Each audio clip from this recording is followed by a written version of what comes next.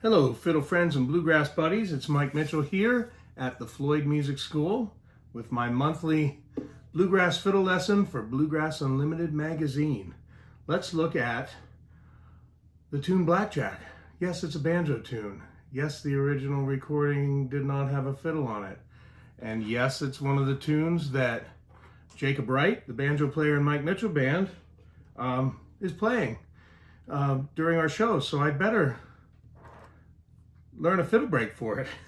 I found one on a YouTube video of Mark O'Connor's American Music something or other. It's him and Grisman, Tony Rice, Jerry Douglas, and of course they had J.D. Crowe guesting. So find that video, and to the best of my ability deciphering a YouTube video, this is what the mock played. 1, 2, 3, 4.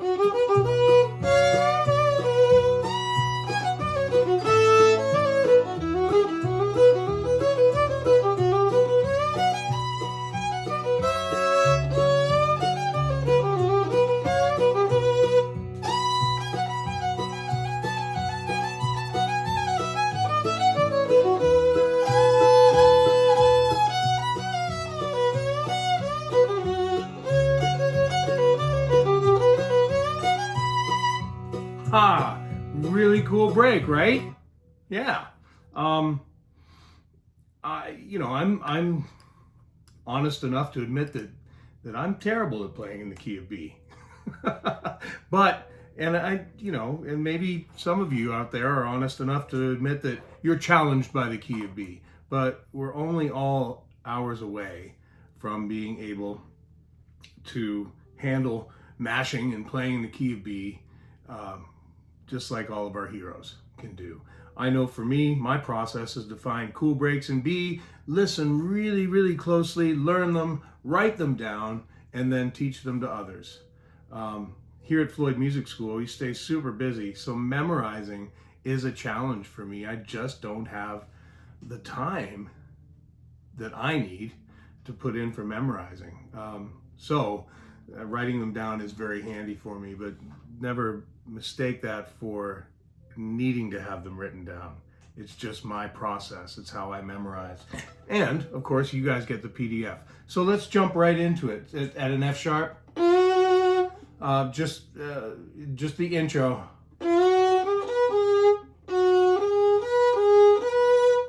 And we're going to want to, of course, hold the G sharp down. That gives us our double stop abilities for later on. And I think it's important that we get that slide in. And we might even want to start with an up bow on there. I'm not sure. The audio was not lined up completely well with the video on the YouTube video that I got this from. So I didn't pay a whole heck of a lot of attention to O'Connor's bowings. I think for right now I'm going to start with a down, but you've got to choose what works best for you as long as you're rhythmic, right? And that double stop, that F sharp to D sharp.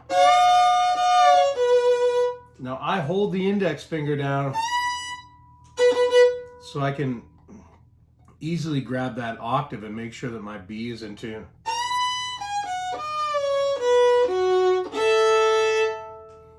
That's a killer first phrase, isn't it?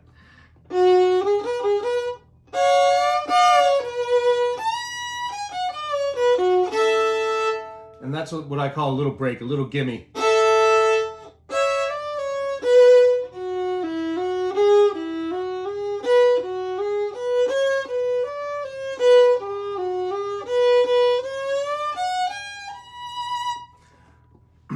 There's a quick story I'll relate.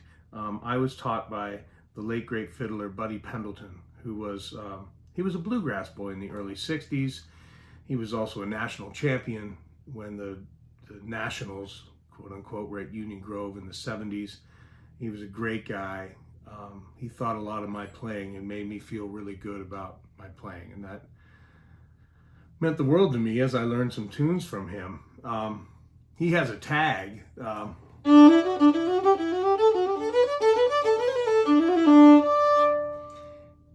And that sort of leapfrogging, ascending scale that O'Connor plays here is really reminiscent of that. The story is that there was a time when Mark O'Connor was playing a concert at a high school somewhere here in southwestern Virginia. It would have been in the late 80s, early 90s, maybe around this time. And Buddy Pendleton came up to introduce himself, and the story goes that Mark O'Connor excused himself from his own merch table and came to introduce himself to Buddy Pendleton. And they had a fiddler's moment. And that story's always warmed my heart. And I just wonder if maybe O'Connor didn't borrow a little bit of that sensibility with that leapfrogging scale. So the second phrase, sorry, that'll be an up, and then yank on the down.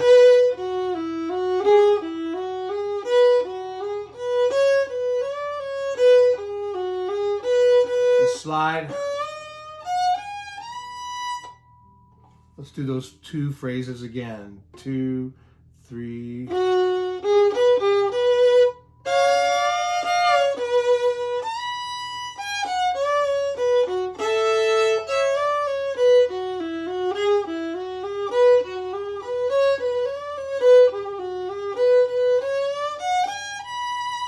That's with an up bow. Let's start it with a down bow. 2, 3.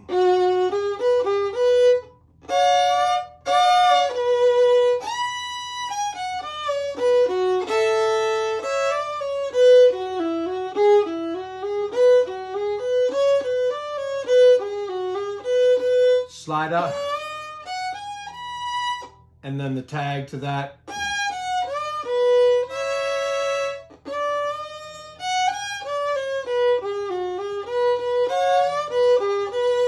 So as long as the index finger, and that really is the key to B, is the index finger. I've seen so many students and other fiddlers think that possibly the key is to start in second position.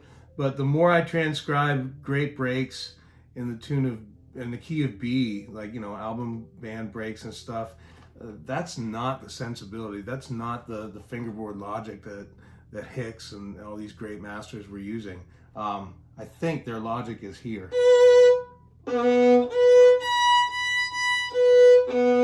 And that sort of defines the workspace within the key of B, at least for me, from my perspective.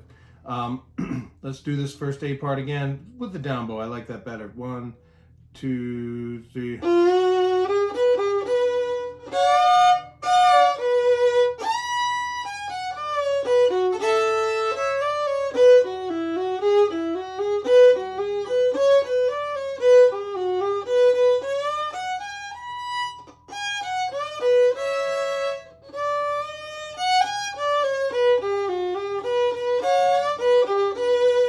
So the beginning of that tag, it's two different notes. It's a D and a D sharp. It's not a slidey D. So watch for that. I'm constantly hearing breaks and playing breaks, admittedly myself, where I don't respect the note enough and I treat everything like a quick slide. And it sort of keeps me out of time, and it just devalues the blue note nature of that slide.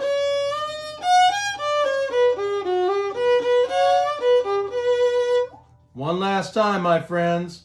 Ready and play.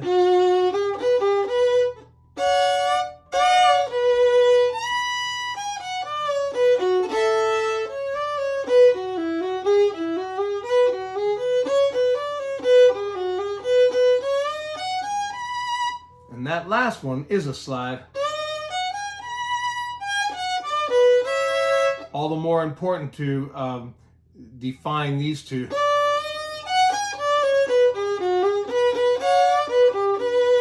All right, now the second part, the hot lick part. Notice we're starting a little bit before the one.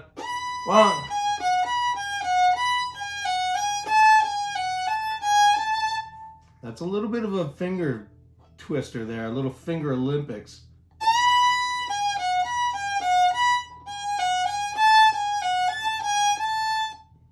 One more time.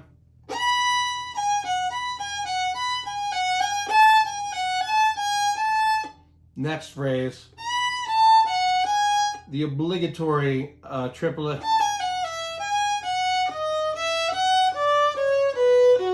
And notice how O'Connor is, again, using the blue notes. D sharp, D natural.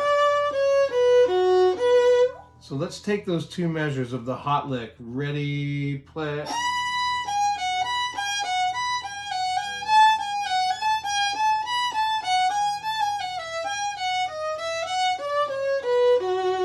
And then we have the 7 chord, the A.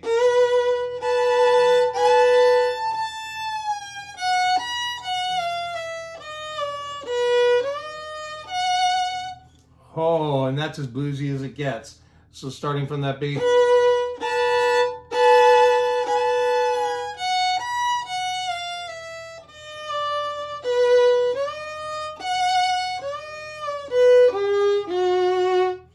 Nice.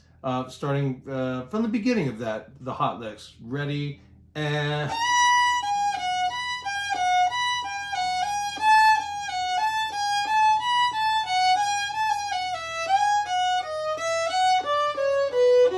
Strikes me that one or two of you might need it a little slower.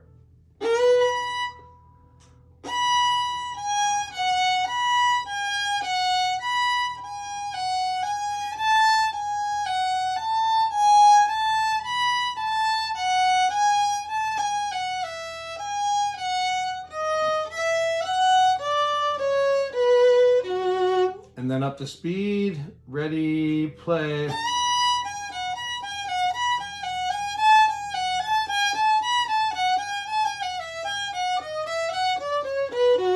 And then we've got the bluesy part.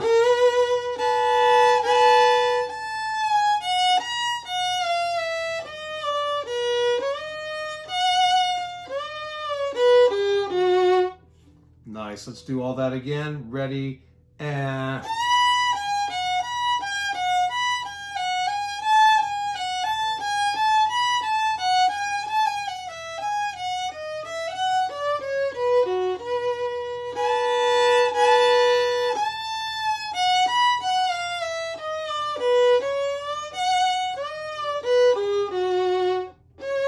And then the tag.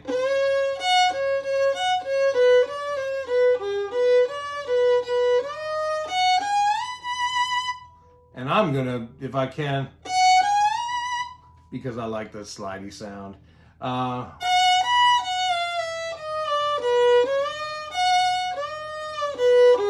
And then the tag.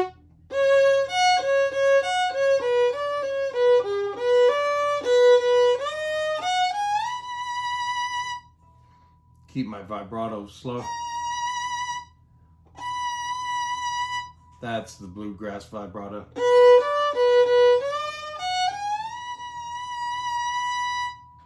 Just a little slight, and of course, keeping our bow as best as we can in the center. Let's take it from the hot licks part to ready, play.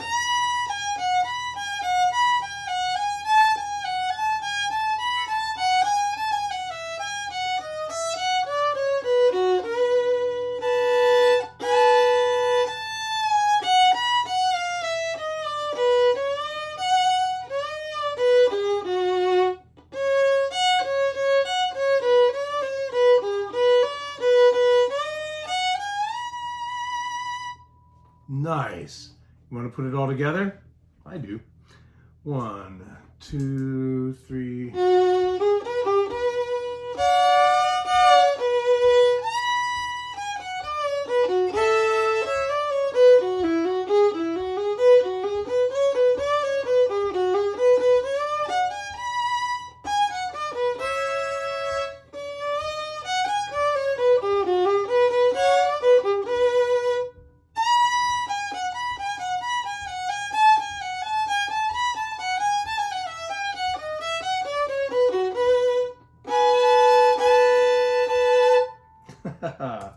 My screen just timed out.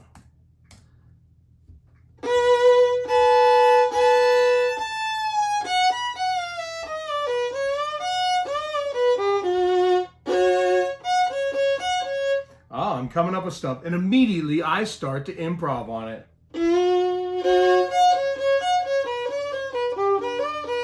Sorry. Ah.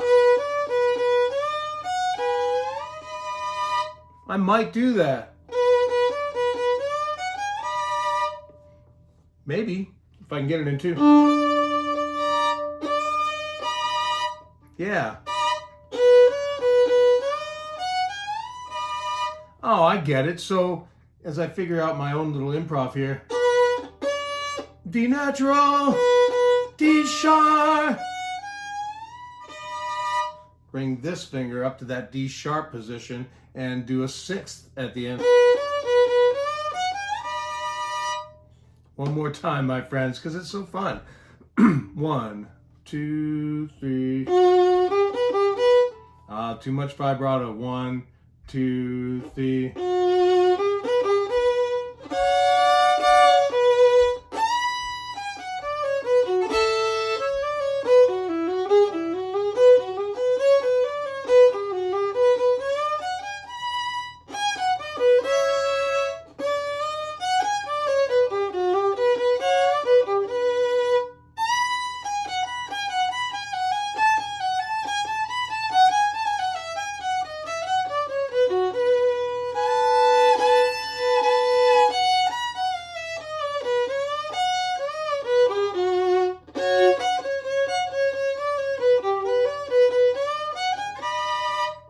Haha, hot dog. That's a really cool break. I'm glad I learned it. I hope I can get it fast enough that I can play this particular break on stage when my guys are playing blackjack. Again, I've been unsatisfied with whatever I've cobbled together on that break. In fact, I've even passed off a second break when it comes back around. Just sort of leaned back and chopped a little bit, or a little bit too much. But now that I've found this one, I'm feeling pretty confident. I'm going to learn it, and of course I'll improv over it. And I hope you're enjoying it too. And whether you ever apply this break with a band or in your own jam session, it all depends on the banjo players you're working with. But whether or not you ever apply it, I think there's a lot of really great first position, left hand logic in how to play in the key of B. And that is super valuable. If anything, that's what we can get out of learning this break. Enjoy it. You noticed I use Strum Machine. It's already programmed into Strum Machine. So if you're a Strum Machine user, which you should be, just type in Blackjack and run it over and over again and enjoy it. And that's all for me this month. Thank you all. Hope to see you all out there on the road. God bless, and we'll see you next time.